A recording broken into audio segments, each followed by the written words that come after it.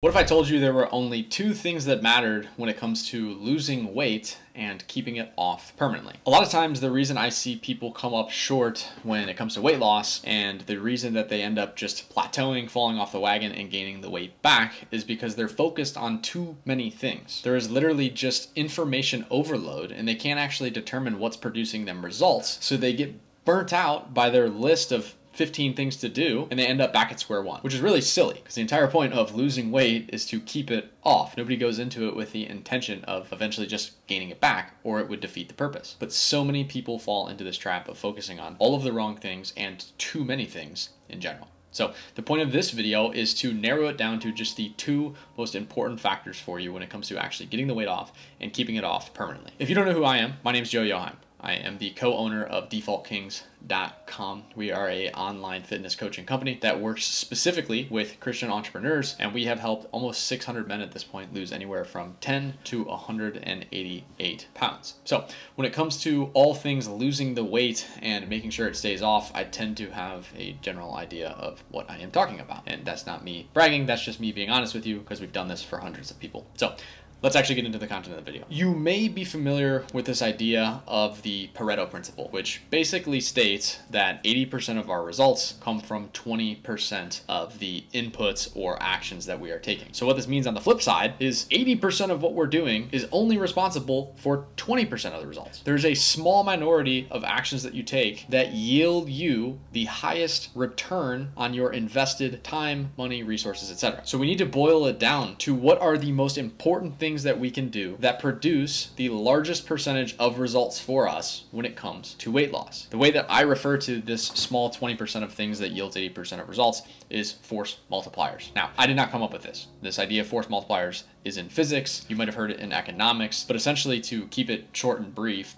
all a force multiplier is something that allows you to get more for less. That's it. More results, less effort. You can also think of this like a pivot or a lever, something that you would use when you're trying to move something. Again, this idea stems from physics. So if you understand physics, you'll understand what a force multiplier is. Now, what are some force multipliers in your weight loss? What are the two things that matter, the only things that matter? They are calories and protein. That's it. That's all that matters. If you nail the calories and you nail the protein, you will get the weight off through the calories, and you will keep it off through protein. Before I break down individually what calories are, what their purpose is, why it helps you lose weight, why it's one of the only two factors, and then before I get into breaking down protein, I want to actually talk about what the opposite is. I call these micro optimizations. Again, I did not come up with this. This is not my terminology. This is widely around the internet. You may have heard these things yourself. Micro optimizations are that 80% that only yields 20% of the results. Okay, so the force multipliers are the 20% that yields 80% of results. Micro optimizations are the opposite. It's the 80% of stuff that only yields 20% of the results. So micro optimizations take a lot of time and effort and resources, but don't yield you that many results. So it's not usually the best use of your time to focus on the micro optimizations. The best use of your time is focusing on the force multipliers. So the force multipliers we already talked about. Calories, protein. Micro optimizations are things like, is this intermittent fasting? Am I in a perfect ketogenic state? Is this a hyper restrictive cult diet like carnivore or paleo or vegan or whatever it is? Is this food quality as high as humanly possible? Is it non-GMO, organic, pasture raised directly from a butcher? Those are all micro optimizations. Can they yield some results? Sure. But at the end of the day, it's a ton of mental bandwidth that you could just spend focusing solely on, did I eat the right amount of calories? Did I eat the right amount of protein? Because I know if I do those two things, there's at least an 80% chance I'm going to make sure the weight comes off and stays off. Those two things are responsible for 80% of your results, calories and protein. Okay, so focus on them. Focus, focus, focus. Don't focus on the little minor details that are barely yielding you results. Focus on the two main things that are yielding you the majority of your results. Now that you understand force multipliers versus micro optimizations, let's actually talk about what calories are and what they're responsible for. If you think about a calorie, a lot of people get in a fuss about this or get confused and try to overcomplicate it. All a calorie is a unit of measurement for energy. The same way grams or milliliters or ounces are used to measure things, calorie is measuring energy. That's it. It's all it's measuring. Okay? It's a unit of measurement. Now, why do calories actually matter, right? And why do we actually need a unit to measure energy? It all comes back to this idea of energy balance. There are three different types of energy balance that you can have. One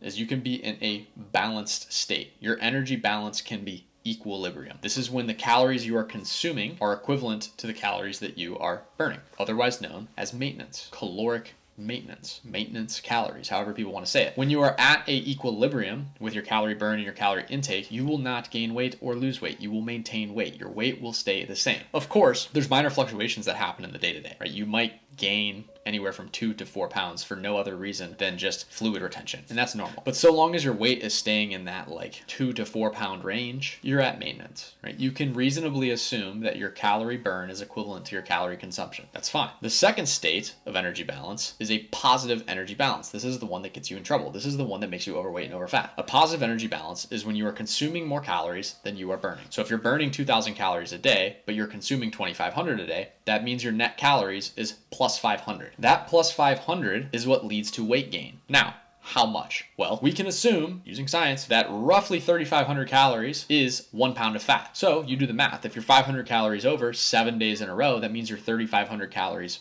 over on the week. You will gain roughly a pound of fat, or bare minimum, slow your rate of weight loss by 1 pound. So you can see how this becomes a problem. If you extrapolate that over the course of a month or a year, how fast you can get into this positive state of energy balance that's so big that you're 50 pounds overweight. That adds up over time. So that's the problem state. The state that you're actually looking for to solve that positive energy balance, to fix that, you need to get into a negative energy balance, otherwise known as a calorie deficit. Positive energy balance is calorie excess, negative energy balance is calorie deficit. So how you fix the problem of spending months or years in a positive energy balance or in a calorie excess and sitting there being 50 pounds overweight or more is you have to get into a negative energy balance. You have to burn more calories than you consume. So if you're burning 2,000 calories a day, you need to probably be consuming only 1,500 a day. That creates a net negative calories of 500. And you can do the same math that I just did for how much you're going to gain in a week for how much you're going to lose in a week. If you're minus 500 in a week, over the course of 7 days, it's minus 3,500 calories. You're going to lose about a pound of fat in that week. And then you extrapolate that out over a year. That's how much weight you would lose in a year. How much fat,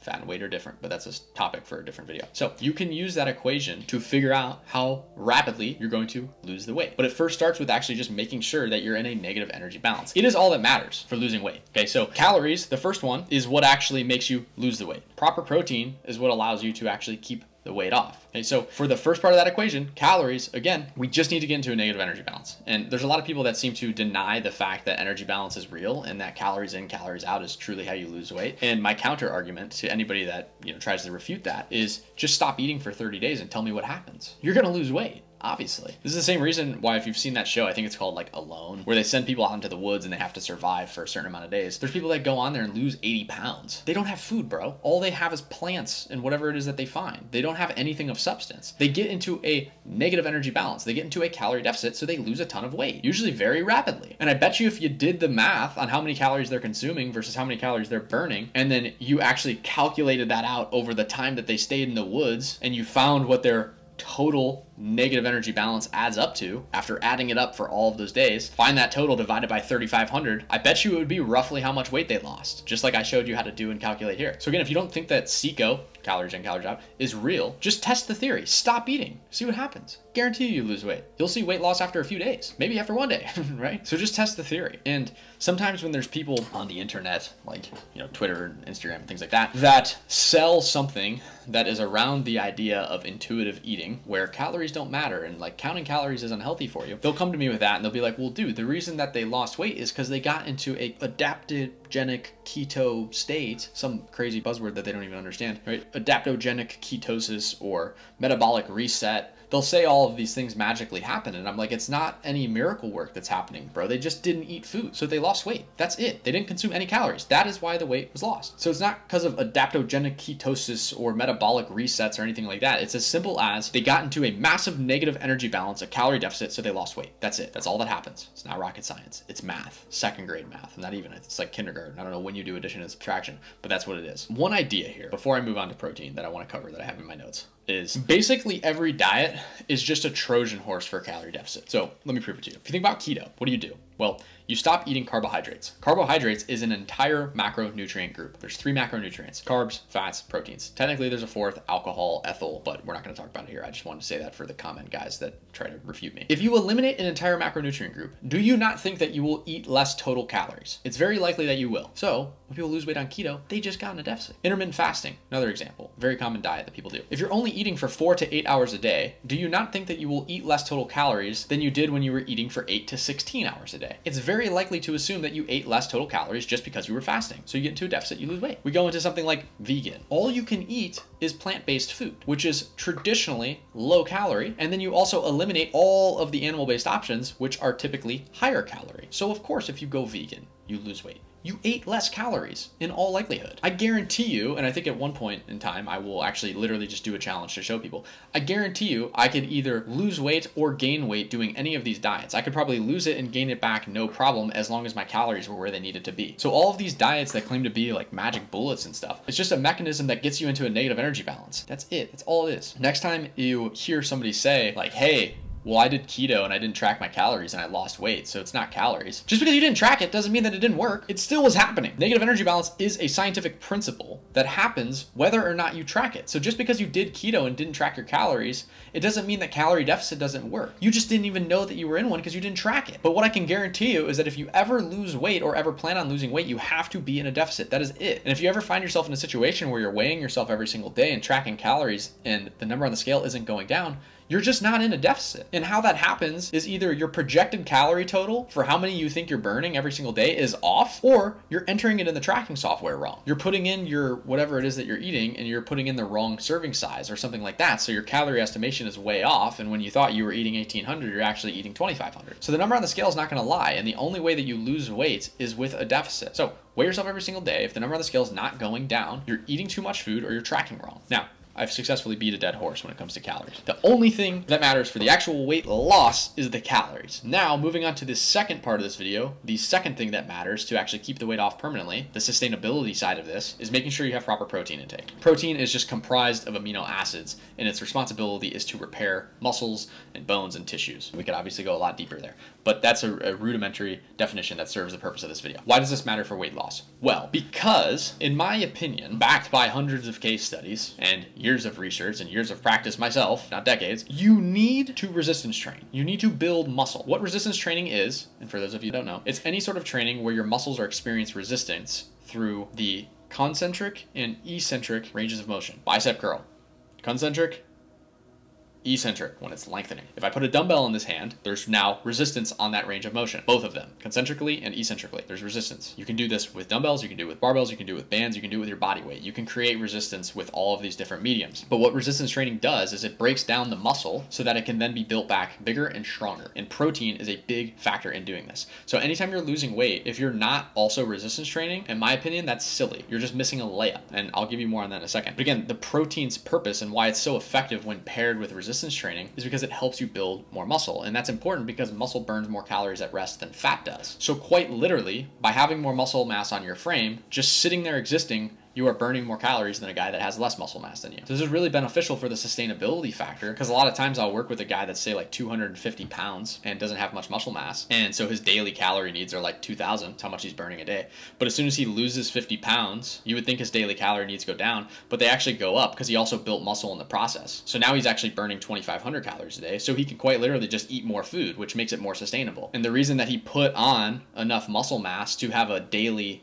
calorie burn of an extra 500 calories is because he was eating enough protein and he was resistance training, so he built muscle. That's why this is so important. That's why this is a massive factor. So if you are somebody that is just like running on a treadmill endlessly to lose weight, it's not that it won't work. You're going to burn more calories, but as soon as you stop doing that, you stop burning those extra calories. So as soon as you get bored and plateau, burn out, gain the weight back, you've now just lost all of those calories that you were burning through cardio, which kind of sucks. Where if you go and resistance train, it's more of a compounding, it's more of an investment. So even if you stop and you have a week or two where you can't work out, your muscle mass will still be burning calories for you. You don't have to go for a run for 2 hours and burn 1,000 calories. Your body's just going to be burning more naturally. So you can actually afford to take days off, which makes it very sustainable. Now, I don't recommend taking days off a habit, but you can get away with it where if you're only doing cardio, you can't really get away with that. You can't afford to do it. You have to keep showing up and burning the calories. You have to keep showing up and burning the calories. Resistance training, it gives you an investment into your body, which is muscle mass. And protein is a massive catalyst for making sure that the muscle repairs itself and holds and sustains. Now, the last thing that I want to close with, how you can actually go